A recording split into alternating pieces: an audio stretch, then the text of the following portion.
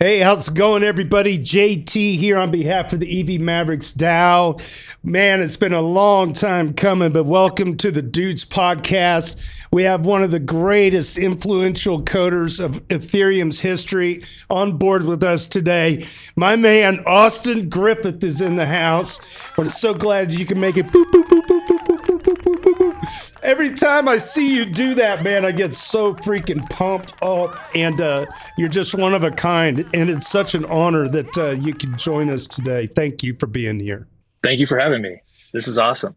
I feel like all of the important dev calls and the mergers and the upgrades and everything, your face has been around this Ethereum world pretty much for as long as I can remember, which for me would be 2015.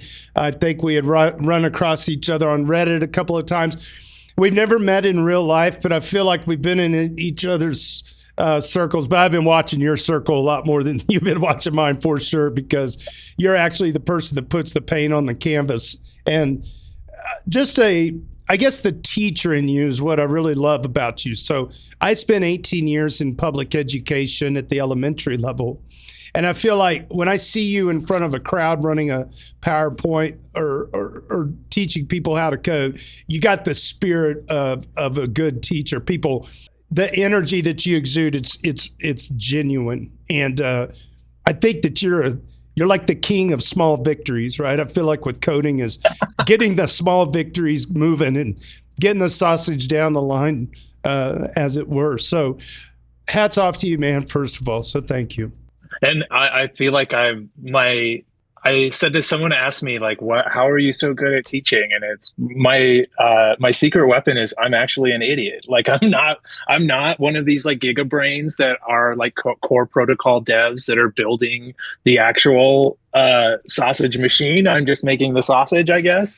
Like I am down to earth enough to be able to know when someone else is going to have a problem and be able to explain things like someone else can explain them. So I think my secret weapon is actually kind of being a dumbass, but being a good teacher around being a dumbass and being able to get really excited about really cool pieces of technology that, every once in a while I build something and I'm like, oh my gosh, this is like, I have a secret move here. I want to teach everyone else about it. And I want like other people to have those feelings too.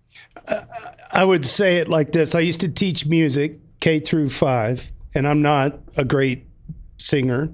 I played trombone, but I'm not a great trombone player. I've been DJing for 20 years. I'm a decent MC, but what's great is when I go back to my classroom days, I see those kids 10, 15 years and they blow me away at how good they are at these things. So, Austin, have you had a lot of former students come back to you 2 years later, be like, yo, I put my head down thanks to you. This is what I built. Do you have a couple of those stories? Definitely. Yeah, it's really fun. Like when they get to earning their first like 32 ETH or something like that, they reach out and say it happened. And it's always fun to hear. It's interesting in our space because the more money you make, the more anon you want to be and the more you want to disappear. So really, a lot of the times, the best references I get back from people are like in person somewhere when I'm at some hackathon. Some dude that I've never even seen before comes up to me and they're like, hey, check it out. I built this and I made all of this. I made all this money. Thank you for those early days. And it's like, yes, thank you. Give me a hug. Yeah, but I can't tweet about any of this and I can't tell anybody about this, but that's amazing. But they're like, seriously, join me for breakfast at the Four Seasons, Yeah, exactly. Yeah.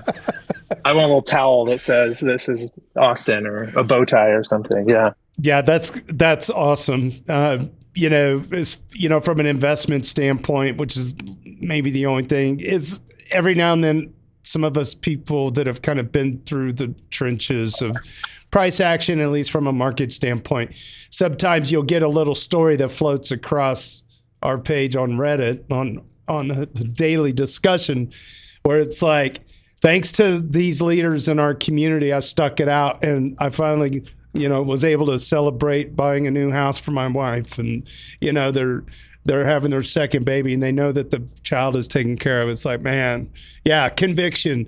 But to me, the the art of making money off of a good trade doesn't shine even any comparison to what it must feel like to actually build something that is worthwhile for people to engage with.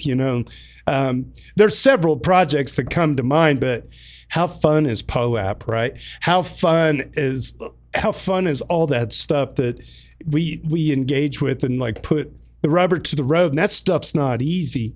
And honestly, being speaking to your genuine character, the failure and the feeling of being a dumbass, it's like that's okay because we're all fallible, humans. And when you have students that are like learning from you, the best is when they point something out in a light. I'm sure that you've had this happen where it's like, oh, Austin, actually, you want to do this instead of that. Well, now you learned something, right? So that pushes forward.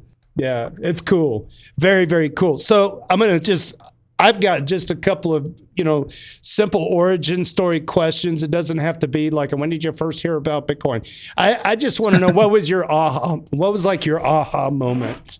So I have been a coder for like 20 years. I've always been building stuff since like sixth grade or something. I've been coding.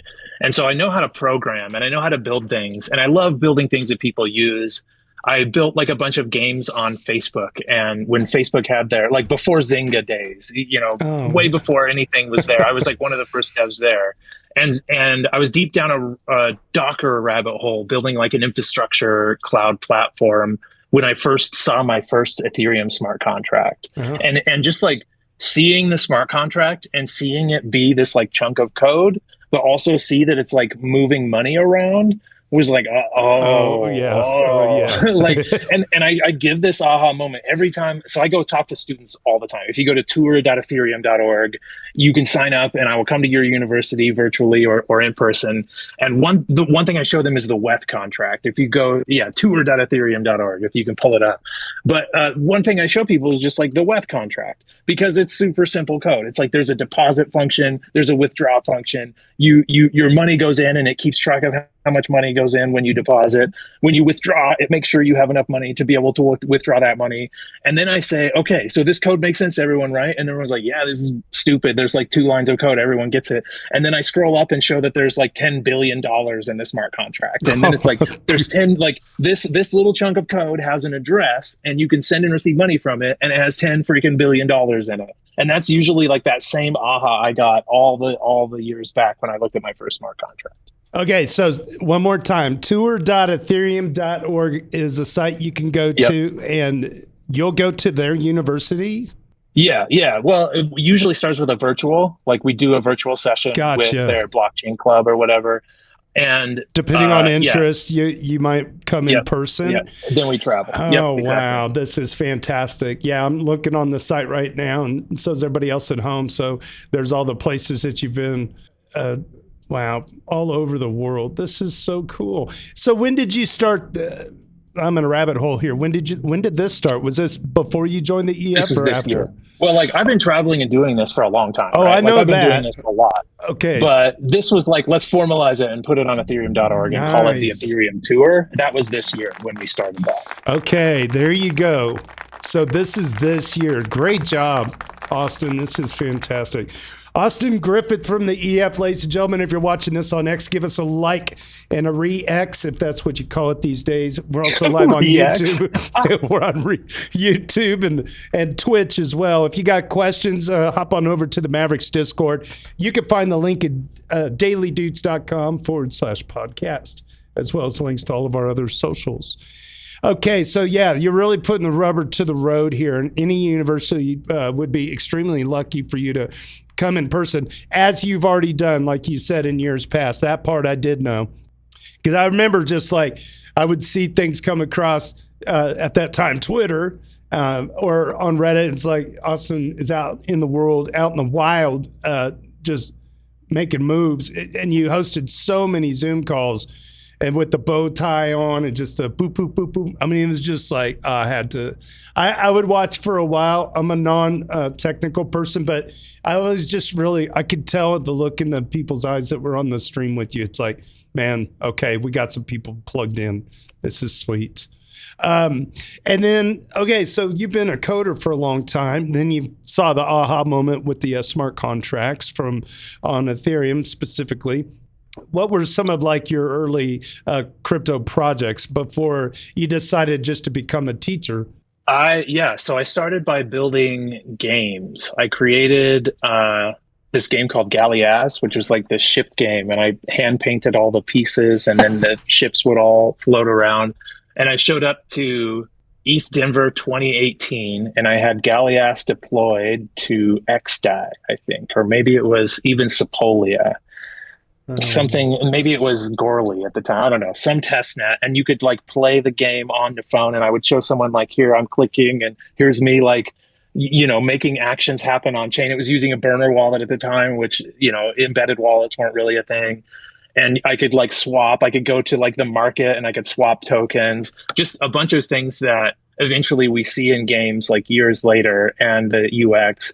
And I showed it to like Joe Lubin. I showed it to a couple people, and everyone was like, whatever. Moody from Uniswap, and now he's moved on. Moody was like, oh, that's actually pretty cool. And I was like, thank you. Like, he was like one of the only people that said something nice about it. I think Andrew Redden was another guy who gave me a little support. But basically, I showed up with a game. Those are some hitters. I mean, Joe Lubin playing your game. Yeah. Yeah, I mean, he saw it. He didn't care. He's a somebody. He gave me a lukewarm answer of send him an email or something. The point is, like, that's not how it works. Like, you don't just show up with something cool and it just rips. Like, it takes so much more work than just the engineering side.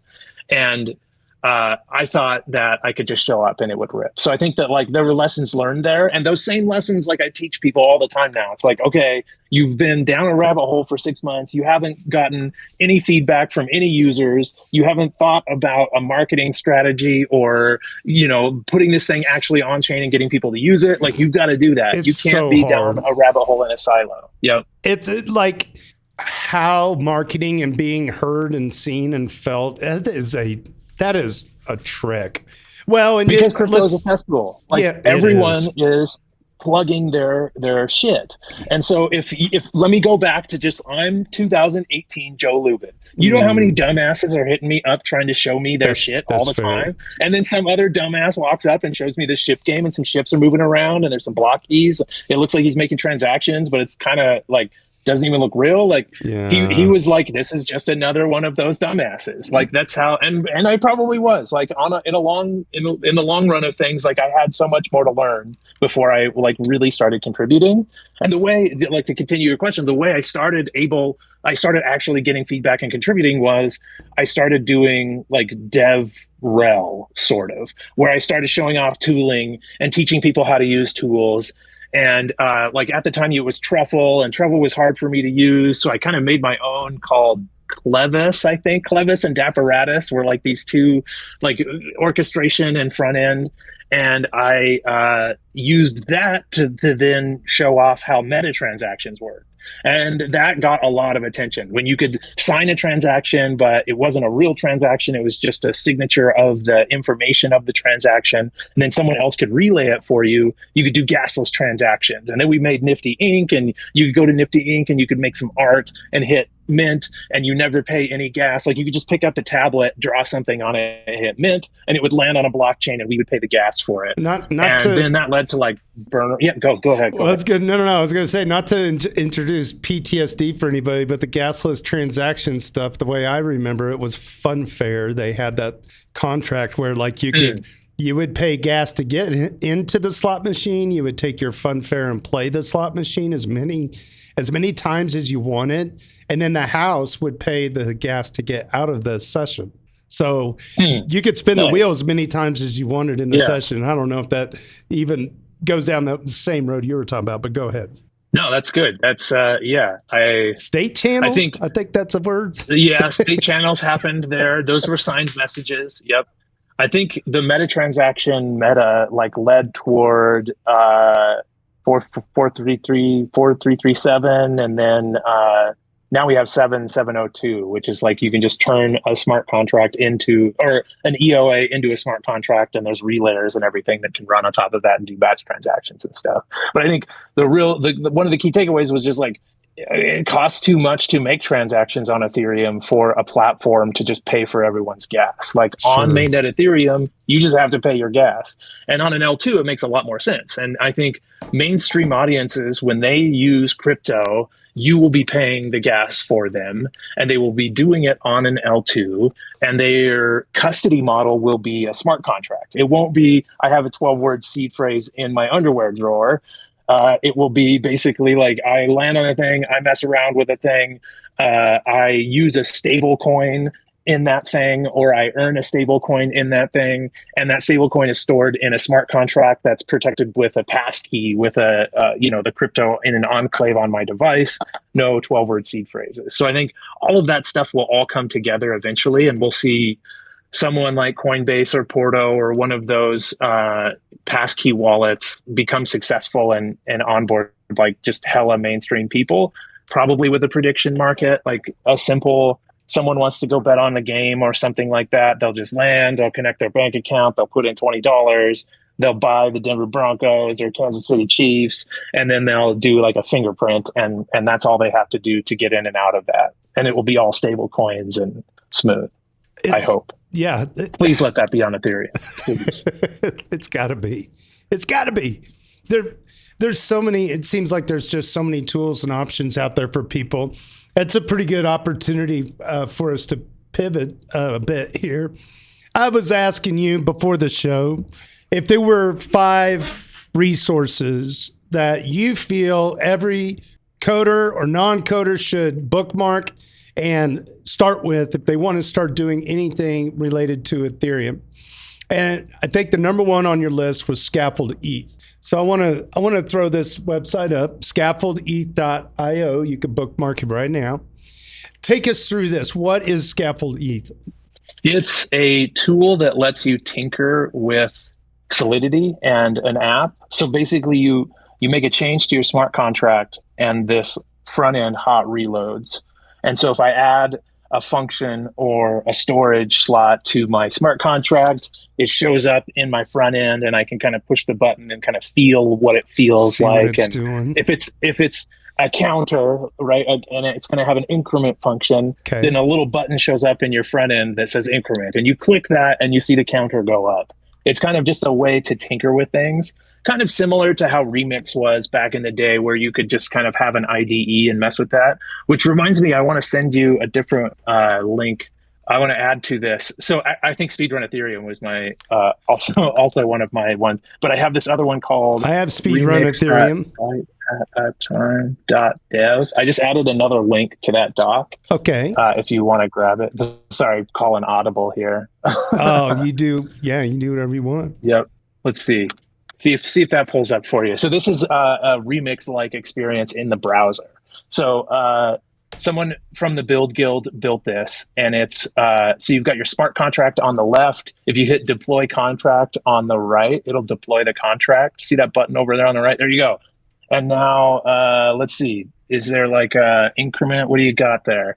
What kind of functions can you call here? So you can see like the functions you can call. I don't know what it comes with out of the box, and I can't see the screen. But basically, you've got a smart contract on the left. You've got the buttons on the right, and you can make changes to your code on the left, and the buttons will update over on the right as you deploy the contract. So it's just like Remix, but like Remix Lite. It's like a very, very, very simple version of Remix. But I think this is the experience that a smart contract developer in 2019, 2020, 2021 needed to have. I think it's different now with AI, and you're thinking more like from the product market fit backwards to how I build the smart contract. But this is how it would start for a developer back in the day, is you would like learn the Solidity and the syntax of Solidity. Gotcha. And to do that, you would write your first smart contract and deploy it and call functions on it and see how it works. Very cool. I've got Super Fizz on stage. I've also got LogrisTheBard. Logri might be rocking a baby at some point. So if he, yeah, he's on number 2. But if he wants to jump in, he can unmute at any time as well as Super Fizz. So you got Scaffold. And you got the remix by Speedrun Ethereum, the Byte at a Time remix, right? I think if I had to give one meme, the meme is Speedrun Ethereum. If you are a new developer and you're like, okay, I want to get into Ethereum, how do I do it? It's speedrun Ethereum. You go to speedrunethereum.com, and Scaffold ETH is baked into this process. You could do the remix stuff at first, but eventually you're going to need to set up your local environment.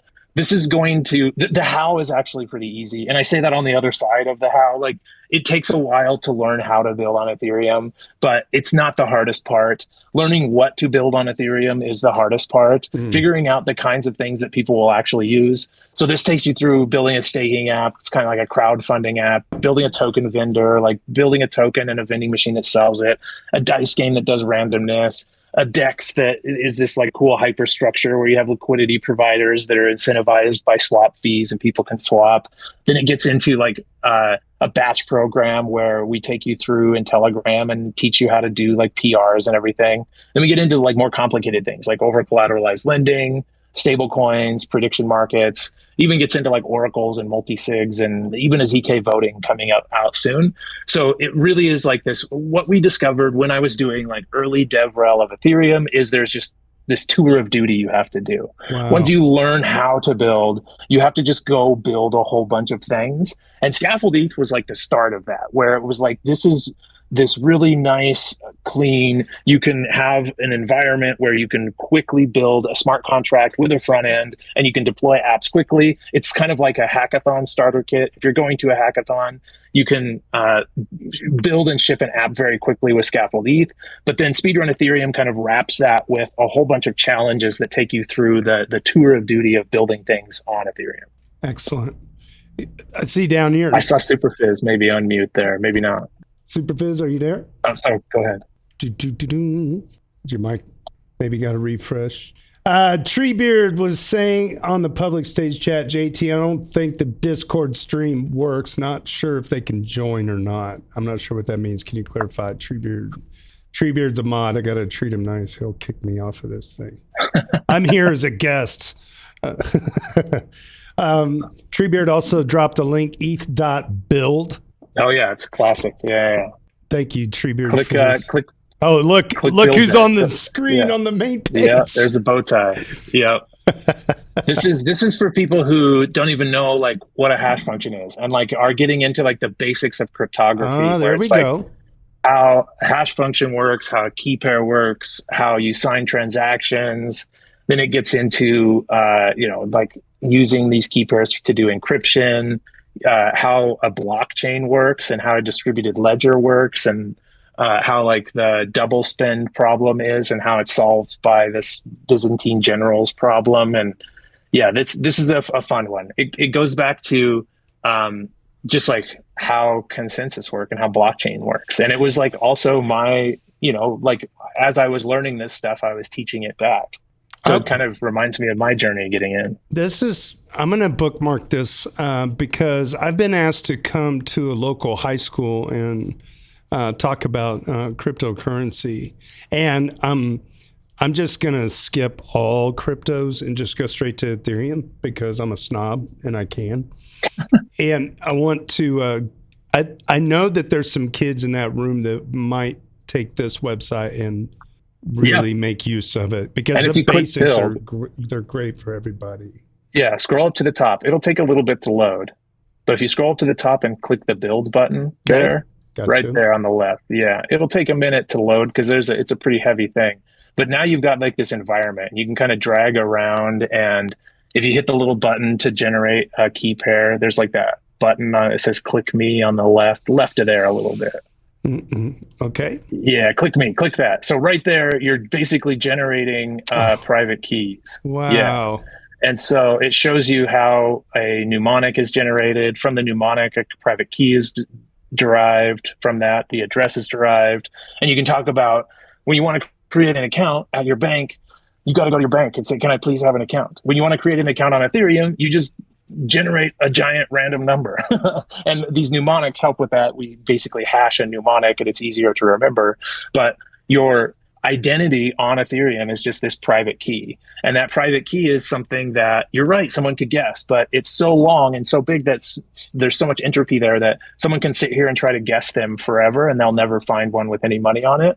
And once you kind of start giving that kind of to a classroom, they start to get that like, oh, this is this is like the Wild West. This is like futuristic Wild West, where it's like there isn't any central person I have to go ask for permission.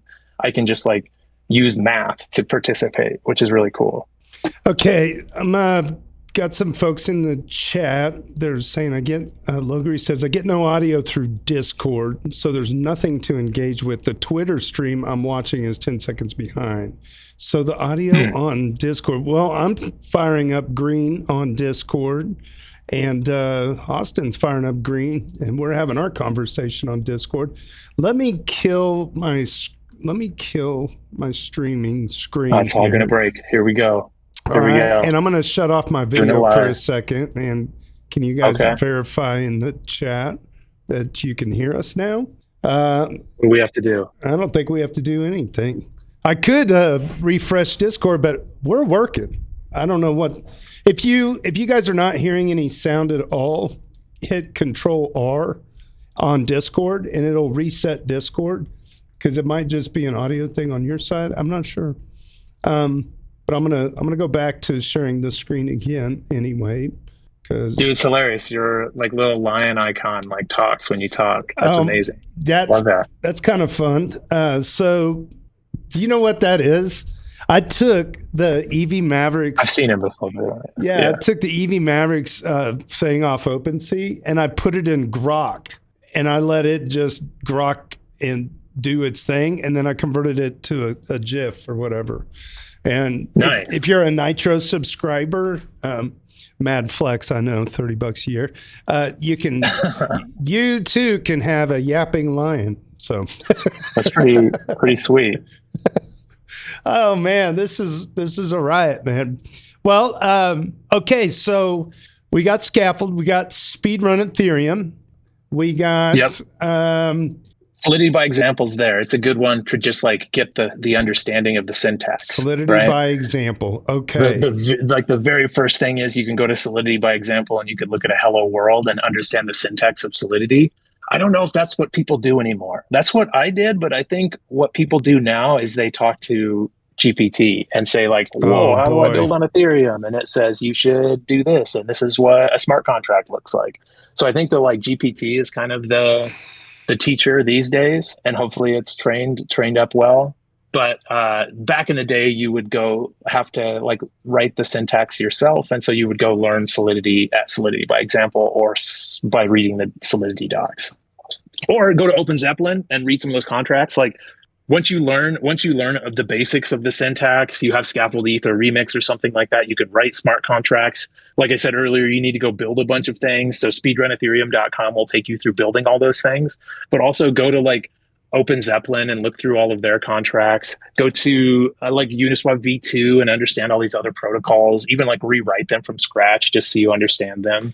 You were lots of stuff to learn if you're a builder. I was watching you on stage through the YouTubes, Dev Connect, or what was the most recent one about a week ago? Anyway, you were talking about having people go look at the wrapped ETH contract and go into OpenSea and just check that out. That's kind of where the rubber meets the road. Go look what's already been built. There's plenty of good examples out there. I like it.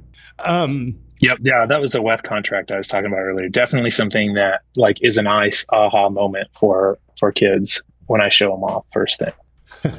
Coming across. It looks like you had the CTF there. You had the looked like Space Invaders kind of thing. Yeah. So this is at Dev Connect. We are going to have a CTF, and there's a lot of money to win. Thousands of dollars in prizes.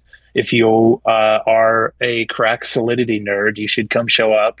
Last year, we did this at DevCon, and we got like 100 or so teams, and we gave out thousands of dollars, and it was a very hard challenge. It took them maybe 30 or 40 minutes to work through it, like the best team.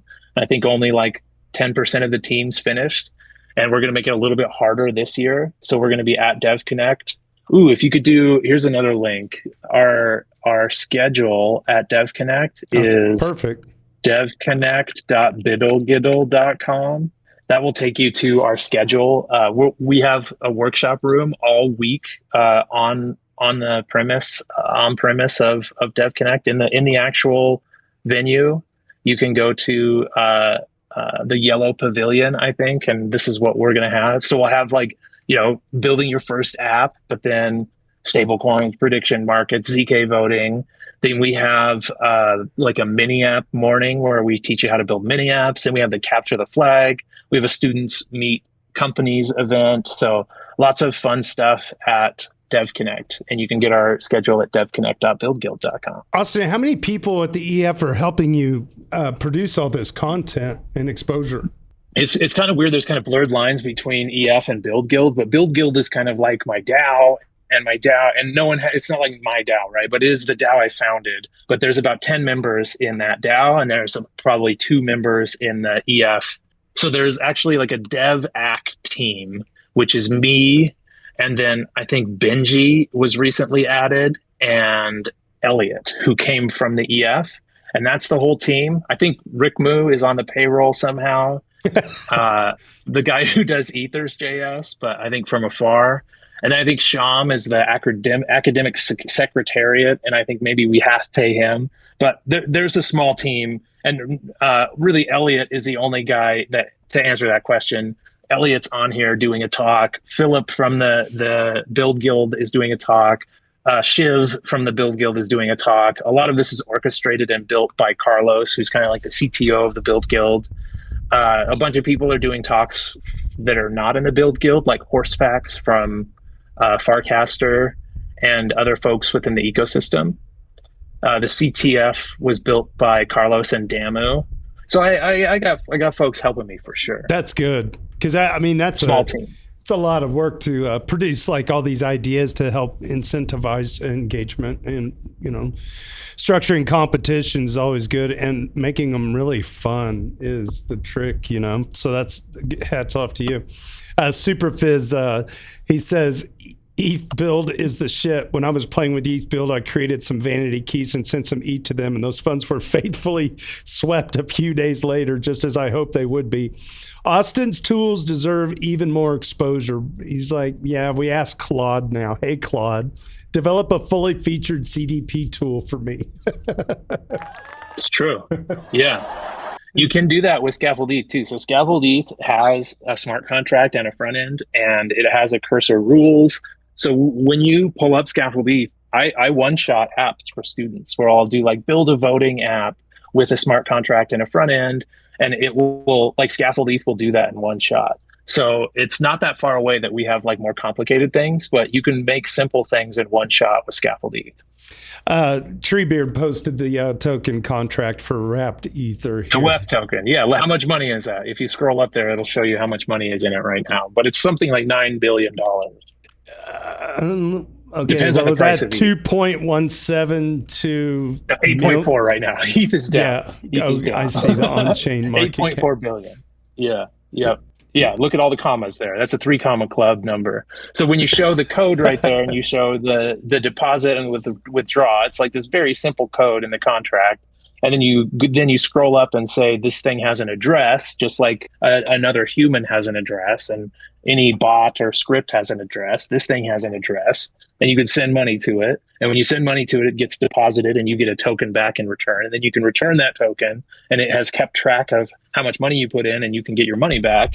It's really simple code, but there's $8.4 billion in it. And so that's kind of an exciting thing for a programmer. Like, you too can program money. That is something else, man. That is something else. Let's see. So Scaffold, Speedrun, Build Guild, the games, Solidity by example, and Cyphren. Yeah, move on Cyphren? to like Cyphren and Rare Skills, right? This is kind of like after you know the syntax, after you've built a bunch of things, you kind of get to this new kind of pit of despair that is like, I know how to build smart contracts, but I can't get a job in Ethereum. You need to build a bunch of things, but you need to upgrade your skills. And so Cyphren and Rare Skills are two curriculums kind of beyond my curriculum that take you through even more things and get you more exposure to building in the decentralized world. All right.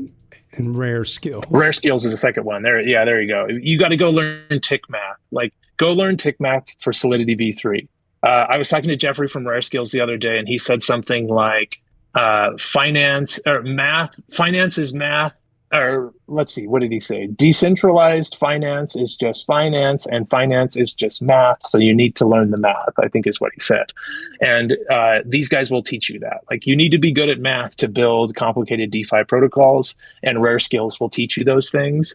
And everything is free on Rare Skills. You can pay for to have your hand held through it, but you can also do it all for free. And so if you're a math nerd, you should just go, I mean, you should speedrun Ethereum, you should build some things, but then you should go to Rare Skills and learn through their ZK book, and also learn through the Uniswap V3 like tick math. Excellent. This is all great guidance. I've got couple of questions from Reddit. I want to make sure I get these in. So cool, let's do it. Yeah. So first of all, this person Harog, just to give them a shout out, they're the #1 person on our Dudes leaderboard. They've been a huge contributor to the daily general discussion, all the way back on ETH Trader, then on to ETH Finance, and now on our Ethereum. And he's got 3 questions here. I'll read them out, and we'll figure out how you want to try to answer these. But the first one, where do you think are most developers lost in going from the first contact with Ethereum to actually having a usable product with traction? Is it technical issues like Solidity or front-end development? Are the issues a wrong view on what is a useful product is? Or are the issues rather organizational and funding, like finding partners and consistent funding until a product market fit is found? I think you kind of saw some of this in your frustrations of building a game and trying to get traction. But what are the things that are most lost on developers when they get into all of this? What's the hardest part about? There's definitely like shipping? a whole gamut you go through, right? Like there's multiple rabbit holes. Like, you think you have everything figured out, and you don't know what you don't know, and then you learn something new, and you're like, holy shit, I don't know what I don't know. There's so much more to learn. And I think it starts with just like the syntax, and that's easy. Like, people can learn the syntax pretty easily. They can go to Solidity, by example. They could go to a Remix. They can go to Scaffold ETH. They can dink around with writing a few smart contracts, and you quickly get the syntax. And then it's sort of like, what kinds of things work now? And that's when as you start like learning these things, you realize that it's not about putting Uber on chain. There's like a specific thing that you need to learn, and that thing is like incentives and mechanism design. When you're building something on chain, let's say you need something that needs to happen every night. Mm-hmm. The Web3 cron job is a thing that I talk about a lot. But let's say you need to have something that happens absolutely every night on chain, and if it doesn't happen, your whole protocol is done and it's destroyed, right?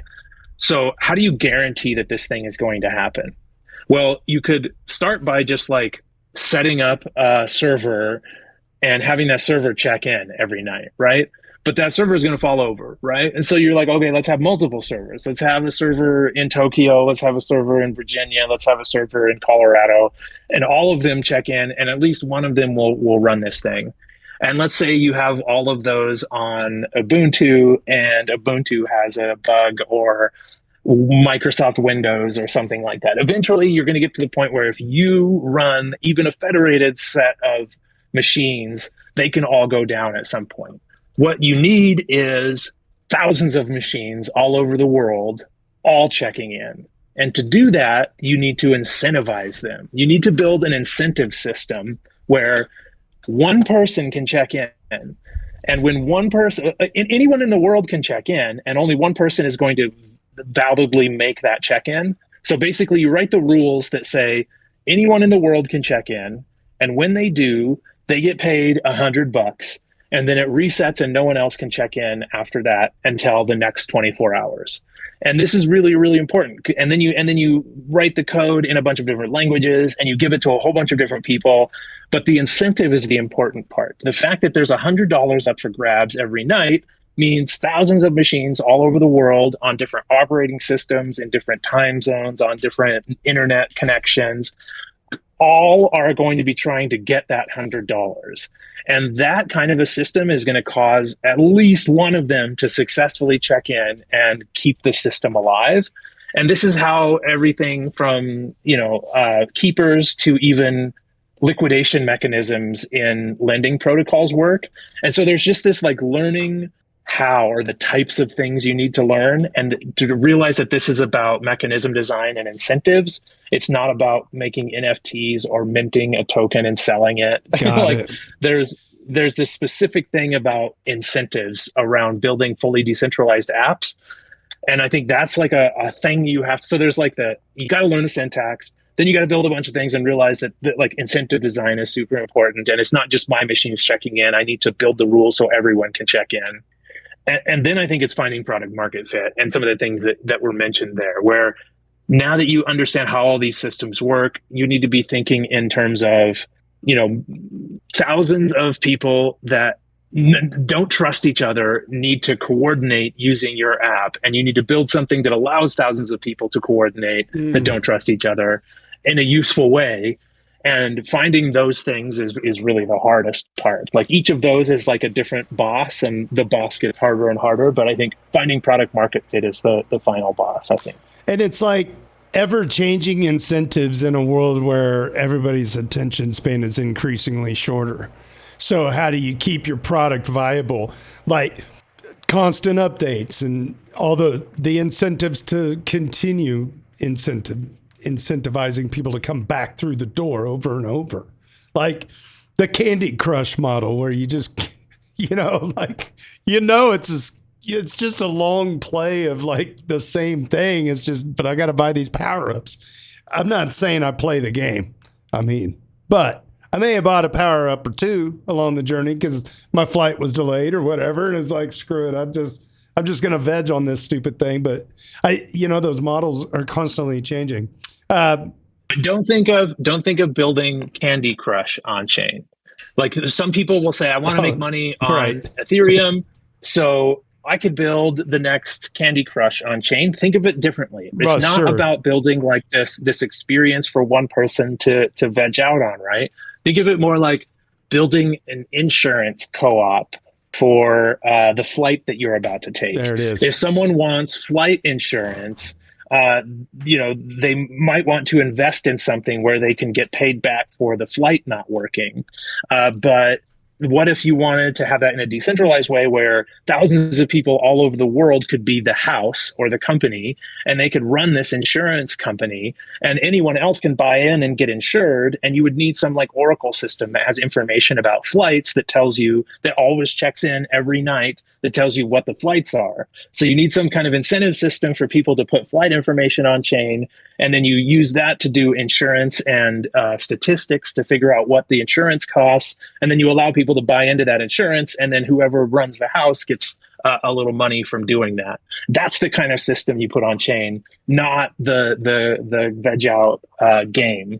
I mean, games are cool on chain, but they're going to look different. They're going to look like Dark Forest looked. Yeah. They're not going to look like Candy Crush. Yeah, I was just using it as a model for incentivizing people to, put the coin in the machine. But it's a good idea of like what people think when they think of how do I make money in crypto. They think I'm going to build a game that people like, a clicker game. Yeah. And you want to like get people over the fact that like you don't build a clicker game here. You build like a global co-op. And that's the kind of thing that's valuable on Ethereum. I've talked about it in a previous podcast. I won't go to it too much in depth, but I saw this a talk given actually in Kansas City at a crypto event. It was a trucking company. There was a blockchain involved, and they had a smart contract involved. And a lot of people don't know this, but in the trucking world, most of the mom and pop shops have to get a small short-term loan to cover the cost of the shipping, because the receiving companies, they don't normally make whole until T90, like 90 days later. And so the companies, they got to pay their drivers and stuff. So they have to take these short-term loans in the real world. This tokenized product, it's shipping, it's live, is people like Bob and Alice can actually cover the loan at a cheaper interest rate to the trucking company owner and it's distributed, and the risk is distributed amongst all the participants. And then what happens is the trucking company gets made whole in 24 hours instead of 90 days. And it's the loan providers that are doing the risk, but they are made whole at a later time it's a better interest rate for the trucking company, and the people that are providing the loans get a percentage too. It's a little bit of lazy yield play, right? But it's working and it's live. And I think stuff like that is, and it's, everybody's happy because these loan providers from the banks are charging so much interest. And it's weird. It's like a nationwide problem that it's basically a monopoly on the trucking industry, that they have to get this specific loan. And it's like, it's almost like a shark play. And anyway, so truck, if you someone's a middleman making money there, more money than maybe they need to. So what is the mother of invention is necessity or whatever. So I want to get to. Well, speaking of debt too, like debt is very important, and debt is very powerful. And probably the biggest user of debt is like the U.S. government. Like when a government wants to do some big project, they should just issue a token on Ethereum that represents that project, and people can buy that token, and then that money goes to doing that project and then pays back the token as the money flows in from taxes or whatever, right? Like issuing debt is what the government does, and that's how it operates. And then it raises taxes and pays off that debt. You can do all of that on chain in a way better way that's way more transparent and way more auditable than the current system. I don't know if the politicians want all this transparency though. Some of them do. Some of them do. Harag also says this is in regards to large language models changing the job market, speaking of which, for developers. As a developer, what is the area to focus on? Front end or smart contract coding? Or are these two not really that important in the future? And focus for a developer should be to understand how various protocols work and to be able to connect them in new ways and build new products. I think probably the second thing. Front end and back end are things that will be done by an agent eventually. I think you want to like understand the smart contract in terms of how do these smart contracts work? How does a global co-op actually work? Why not Candy Crush, and why yes, a debt platform? Think you need to like build. That's what Speedrun Ethereum is all about, is like teaching you these things that actually have product market fit. So you need to like understand like the why of decentralization and what kinds of protocols work. And you want to build a lot of front end stuff just to play with it and get the feel for it and understand how it feels, right? You have used probably a lot of products in crypto that felt like the front end was built by a back end engineer, and it was clunky as hell, and it sucked, and things didn't work quite right. Like you need to get the front end solid too. But I think a lot of that will be helped by crypto, and it's more about the second thing of understanding the protocols and how they come together, and almost thinking of the experience you want the user to have, whether they get a loan or whatever else they do, and work backwards to what would a protocol do to be able to help everyone to coordinate in that way. So I think it's the second thing more than the first thing, especially with AI coming in. And finally, user C-Monkey off of Reddit. Shout out to Austin. You would dig this cat. So out of our subreddit, we went to Hawaii as a group, a bunch of anonymous Redditors. We went to a place called HodlerCon, which was in Hawaii. C-Monkey brought his node with him and ran it in the hotel room. And I don't know, he's just a wonderful person, a very, very smart person. He builds all kinds of stuff, I'm certain. But his question is, and we already talked about eth.build. His question is there any hope for a source code update for eth.build? Oh, man. I wish. I don't know. I don't have time to work on that anymore. Like with AI coming out, we're close to just being able to give it all of, here is the code from 2019. Here's ETH build. Here's what it looks like. Here's how it works. Like make a node library that looks like this and lets me plug in code. And then like we're close to having AI be able to do this, but I don't have time for it. I've tried this multiple times. Like, I will pay someone $1,000 a month to go build this, and it works for like 2 months, and then they lose interest, and it always looks shittier, and it doesn't feel as smooth. So I just have failed to have a human do it. I think one day an AI will do it, but I think that, I mean, I guess if you paid me like 5 ETH, I would spend a couple weeks on it. But there's probably a very low chance of an ETH.build rebuild until I can like one shot it with Claude and Cursor. Sea Monkey. I know you got Sorry, 5 ETH. I know you got 5 ETH Yeah. for Austin Griffith. Yeah. If you send 5 ETH to atg.eth, I'll go work There on we it. go. There we go. The challenge is out there. Hey, who knows? Maybe the EV Mavericks, maybe Yeah. we can We could figure do something out. crowdfunding. You know what? A really good platform to run crowdfunding on is Ethereum. You could write a smart contract in 5 minutes that says, if Austin gets 5 ETH, send it to atg.eth by some deadline, and if not, send everybody their money back. And everyone gets their money. Nothing gets locked up. That's a perfect idea for building a smart contract. It's Let's see. fantastic. I sent client. You were talking about running your client in your. Oh, I see. I have you. it highlighted here. Okay. So we have a Build Guild client. It's running back here behind me. This is the Build Guild client. It's this nerdy cool. looking.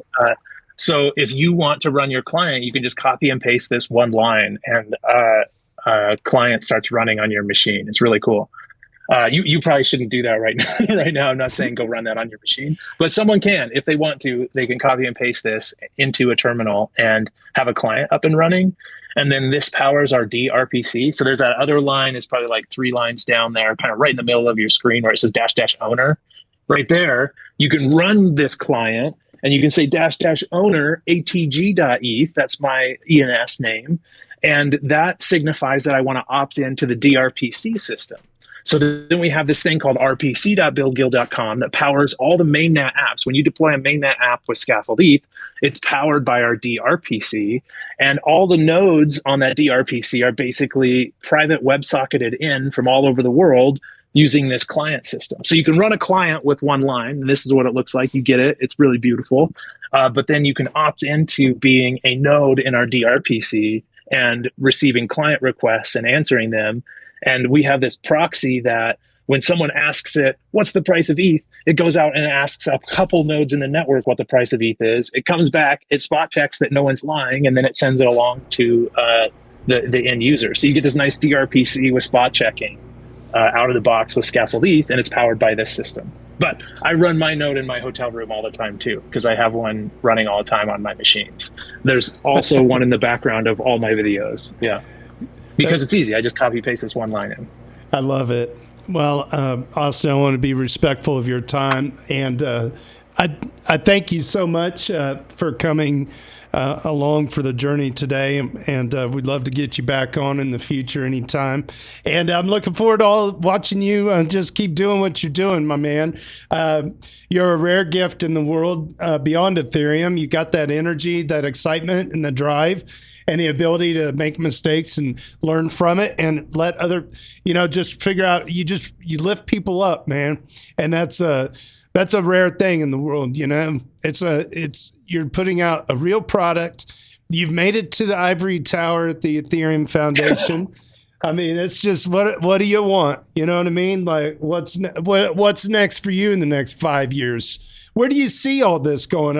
I feel like I feel like the last 10 years have been amazing, and the next 10 years are it's going to be a real hold my beer moment as this thing just does its thing for the world. So. Yeah, I hope so.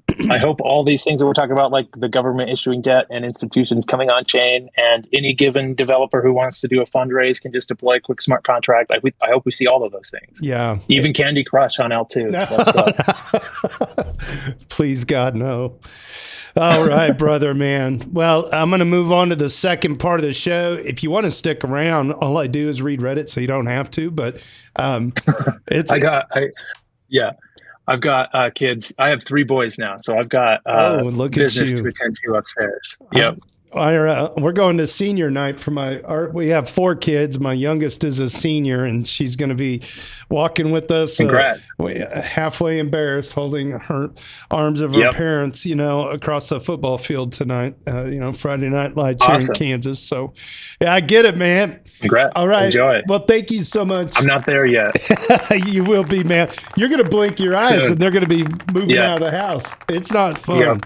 I know it. We're almost empty nesters, which means we can do whatever we want. Austin Griffith, ladies and gentlemen, thank you, man. Take care, brother. You. Thank you. We'll see you. What a joy, man. What a joy.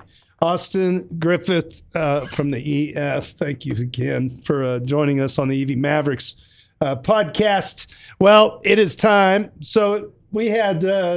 I had some people saying that there was some audio issues on Discord, but there weren't any issues on Twitter and X. And if that's the case, we'd appreciate it if you give us a like, give us a follow if you haven't done so already. You can subscribe to the podcast at dailydoots.com/podcast. And I think it's about time that we move on to the second part of the show. Awesome.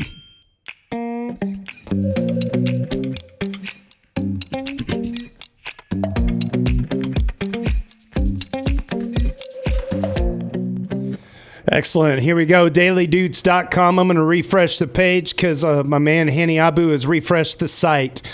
Coming in at number 10 this week, Aiden and Cairo. An ethical trade, both tied at 118. Crypto Alwell currency at 127. JS Tears at 131. Hani Abu at 134. Tricky Troll 164. Benito 2030 at 176. Super Fizz climbing up at 234. LogrisTheBard at 245. And Harog is at the top of the list at 275.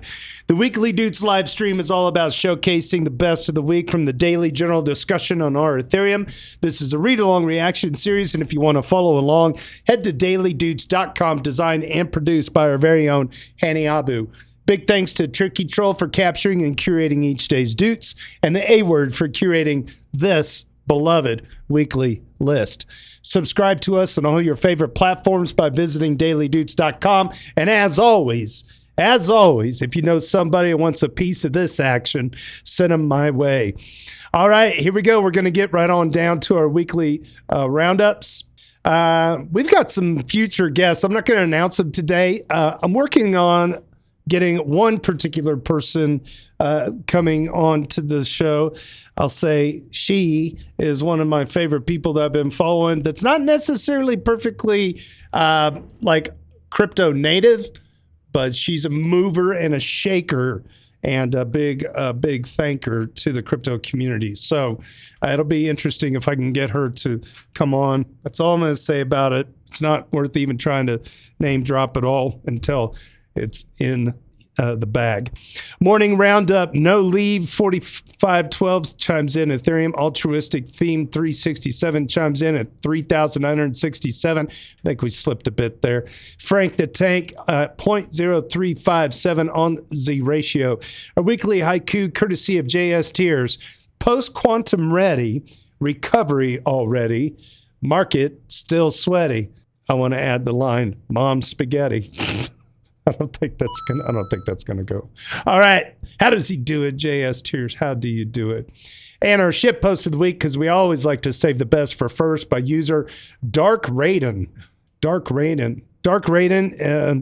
Let's see. This is a duder number 1 for the week. Got to be a duder number 1. This would have probably came from today's Daily Dudes, which I have not scored yet.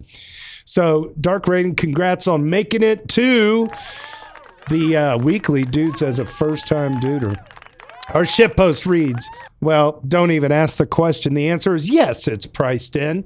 Think Amazon will beat the next earnings? That's already been priced in too. You work at the drive-thru for Mickey D's and found out that the burgers are made of human meat? That's priced in. You think insiders don't already know that? Come on, the market is an all-powerful, all-encompassing being that knows the very inner workings of your subconsciousness before you were even born. Your very existence was priced in decades ago when the market was valuing Standard Oil's expected future earnings based on population growth that would lead to your birth. at what age you would get a car, and how many times you would drive your car to work every week, and how many times you take the bus or the train, etc. Anything you can think of has already been priced in. Even the things you aren't thinking of. You have no original thoughts. Your consciousness is just an illusion, a product of the omniscient market. Free will, that's a myth. The market sees all, knows all, and there will be forever, from the beginning of time until the end of the universe. The market has already priced in the heat death of the universe, obviously. So please, before you make a post on Wall Street Bets asking whether Apple has priced in EarPods 11 sales or whatever, know that it has already been priced in, and don't ask such a dumb effing question again. Oh my gosh. There's your shit post of the week. Great researcher. Very good. Nice job. And he's not just writing about Ethereum, he's writing about... All right. User Rhythm of ETH. Rhythm of ETH last week got a triple kill on one of the dailies. Deuter number 76, about to be on the top 10 in just a matter of time, really. Rhythm of ETH makes it clear that the battle for institutions on public chains is not yet won. All right. That's a lot of words for this. Banks are getting their own private blockchains. They will all start as L1s. Some might decide to become L2s and L3s to Ethereum, so Swift is keeping that door open. We must avoid this constant genuflecting to TradFi. The incumbents are seeing the winds change and adapting, and they will haggle as much as possible. I think we already knew this. Swift is keeping all doors open. Unsurprisingly so, considering they have everything to lose if the Ethereum becomes the settlement layer that directly competes with them.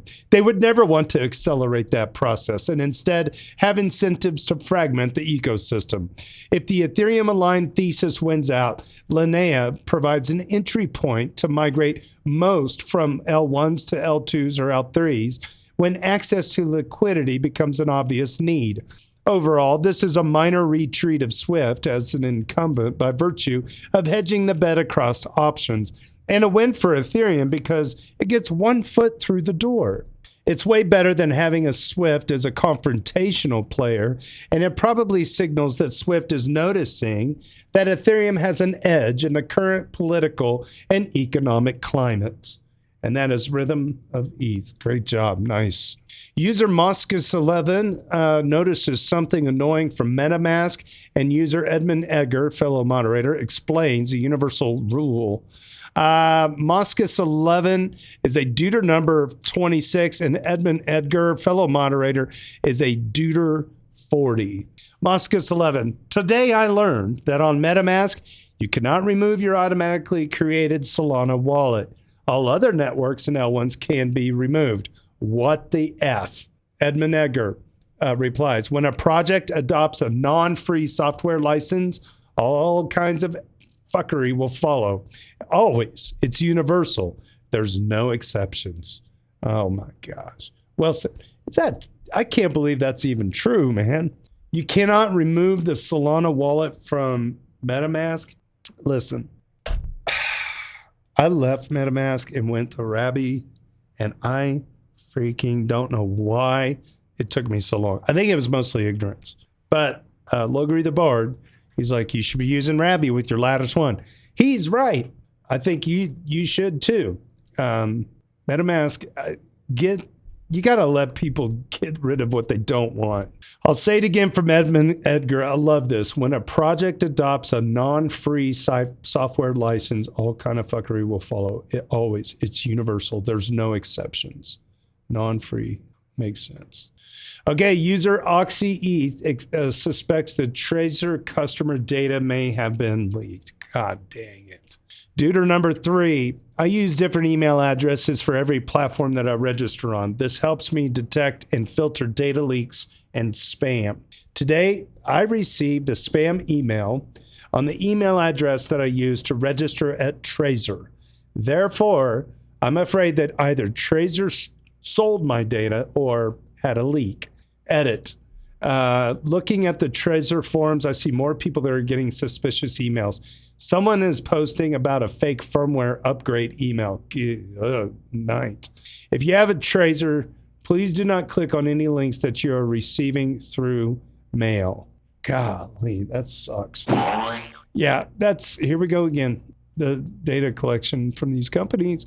Although, shout out Trezor, they are open source. I think they're a good actor in this space. That's unfortunate. I can't imagine they sold the data, but can't imagine they're leaking it somehow. User PA7X1, long timer, highlights the AWS outage and Ethereum's unstoppability. All right. PA7X1. Let's see. I don't have, this is the wrong link. Anyway, I'll read. Let's see this comment here. Okay. So somebody by the name of Lord Witness. Lord Witness on the R DevOps sub. Okay. I have a client running an entire system across platform failover. I don't see that this is related. Maybe I'm missing something. I'm just going to read what's written here. People are discovering that not even multi-cloud failover saved them from yesterday's AWS downtime. Oh, I see. Okay. Meanwhile, the Ethereum network chugged along. The value of an unstoppable settlement layer is not priced in. Okay, now this makes sense. So, okay, this is in the DevOps subreddit. The title of it is Engineers Everywhere Are Exiting Panic Mode and pretending they weren't Googling, quote, how to set up multi-region failover. This has to do with the AWS event. This person, Lord Witness, looks like a single thread here, says, I have a client running an entire ecosystem with cross-platform failover, part of it running on GCP. I'm not sure what that means. But we couldn't get everything running on GCP because it was failing when building the images. We couldn't pull base images because even Docker Hub was having problems.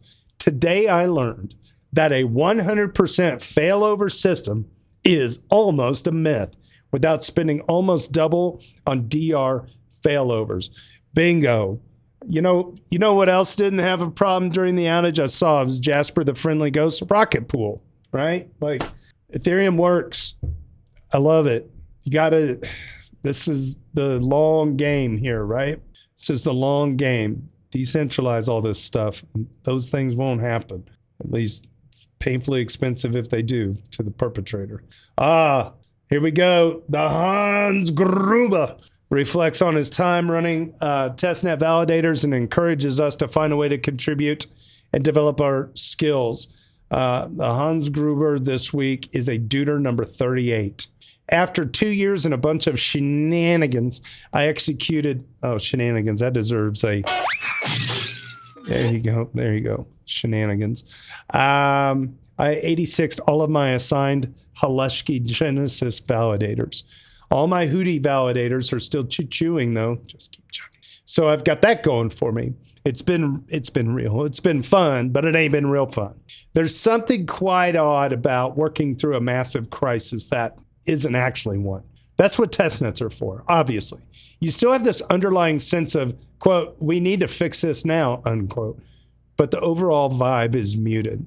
Anyway, I'll take this little post to remind everyone that there is more to do in the ecosystem than just complain, or celebrate about the price action, although I do my fair share of chart watching and leverage degen gambling. Well, get out there. Ask how you can contribute. Throw some of your time or your compute at something and pick up a new skill. My Linux foo, like Kung Fu, is an order of magnitude greater now than it was 2 years ago. And that translates into heaps of other marketable skills, not just in our little ecosystem, but the computer science software industry writ large. I'm looking at a major career change here in the coming weeks and months, and I can say that operating these validators and working through major problems with a small team of other Rocket Pool nerds remotely spread out across dozens of time zones gives me credibility in a field I never earned a degree in, and that's cool. Maybe it would be cool if ETH could stop effing around and get up to 10K, so maybe I wouldn't have to change careers. Carry on. Hey, congrats, though. I think getting a little career change going is going to bode well for you. And I think I actually replied to you, Hans Gruber, on Reddit. I got to pull this up because I think, yeah, I said anyone that gets you will be lucky AF. And I wholeheartedly agree with that. You just tell that you know how to dig in, you're really loyal, and you try to do things that benefit other people besides yourself. That selflessness is going to take you as far as you can imagine. Okay, brother. Good on you. All right. Wow. Rhythm of ETH. Rhythm of ETH getting a triple on the weekly, dude. Holy crap. Rhythm of ETH is like piling up, man. But he's just grabbing all the good stuff out there and sharing it on the sub. That's how you get on this show, man. Rhythm of ETH keeps us in the loop on Polygon's ever diminishing Ethereum alignment. Oh boy. Here we go. 3, 2, 1. Oh boy, Polygon drama. Here we go. Today on crypto Twitter, people are not understanding these bullet points. If you're unhappy about pay for 6 years, you can leave at any point unless other things matter more to you. If your life priorities change, you should not try to rewrite your past priorities, nor try to gaslight peers and supporters into believing so. The Ethereum Foundation funds Ethereum-related projects, not tech incubators for ZK proofs elsewhere. People claim Ethereum owes anything to Polygon because of ZK work, but I don't see anyone crying out all over the other alt ones made on EVM owe Ethereum anything. That's the thing with open source. Deal with it. Polygon is not even an L2, and no amount of revisionism by Sandeep will change this fact, especially considering that he's a billionaire thanks to the Ethereum ecosystem. Polygon has been looking for an excuse to detach from Ethereum fully for a long while, and the Geth core dev crying a river had basically brought to life a one-year-old feud with the EF. All these people are not just sidelined on ETH, the asset, but they are also sidelined on Ethereum, the global financial ledger.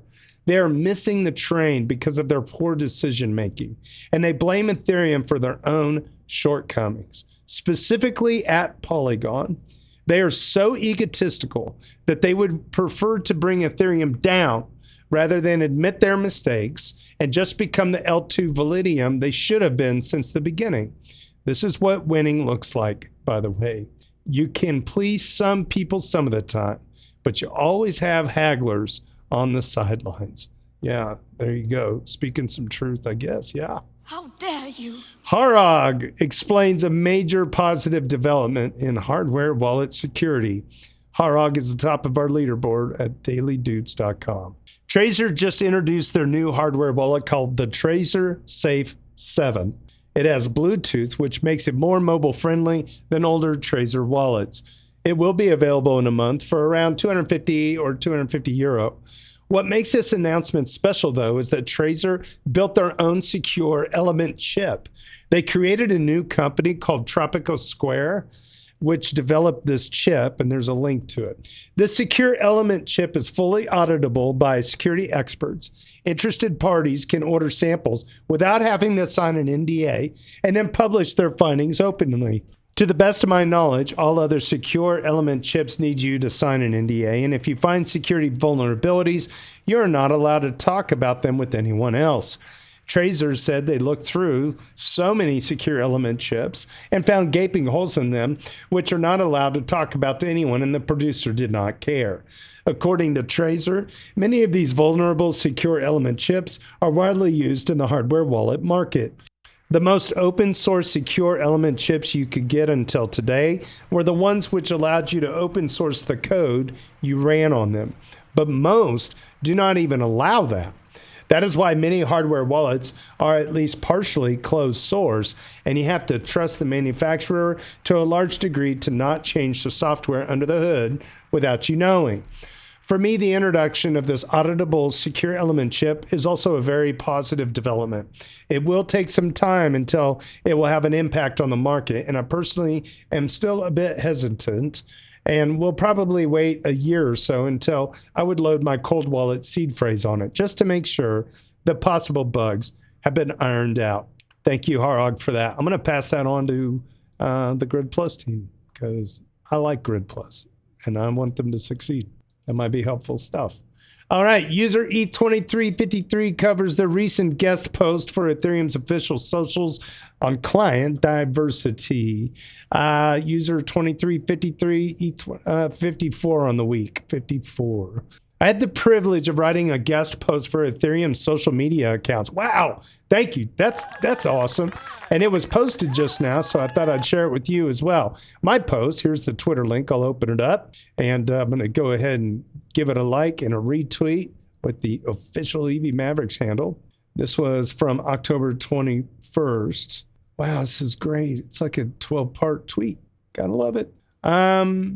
The Twitter link starts by introducing the concept of client diversity, one of the primary reasons for Ethereum's impressive track record of zero. That's right, zero downtime. The main topic of the post, however, are the multi-node validator clients. I'm the maintainer of one such validator client called Vero, and there's a link to it here. This is Serenita.io. I guess is how you say that. Multi-node validator clients connect to different Ethereum clients. Think Geth and Lighthouse. They connect simultaneously, combine their data, and only cast a validator vote if multiple Ethereum clients agree on the state of the chain. This way, validators can make sure they are not voting for an invalid chain. Remember how the Haleski testnet blew up a few months ago? Back then, oh wait, I gotta have the blow up sound. There we go. All right, good. Back then, an invalid chain was voted on by more than 2/3 of the network, caused mass slashings, and resulted in a network that was very difficult to get back online at all. Now imagine that kind of thing happening on mainnet. It would be catastrophic for Ethereum. A client-diverse, Vero-powered setup would not have voted for that invalid Haleski chain. If we had had higher adoption of those kinds of setups, we would have saved ourselves a lot of trouble. It's too late for Haleski now, but it's not too late for mainnet. With Vero, I hope to make Ethereum even more resilient than it is today. So here's a few frequently asked questions for the stakers around here. What about DVT? That also protects against client bugs, right? An answer, currently DVT only protects against downtime bugs, not consensus bugs. Both SSV and OBOL are working on addressing this, so that will help at some point in the future.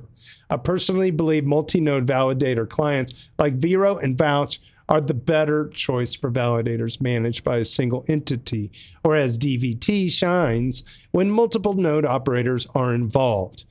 The next question, I'm a home staker. Should I use Vero? Well, you can't. It's free and it's open source. It's simple enough to set up, even for home stakers, and gives you additional protection.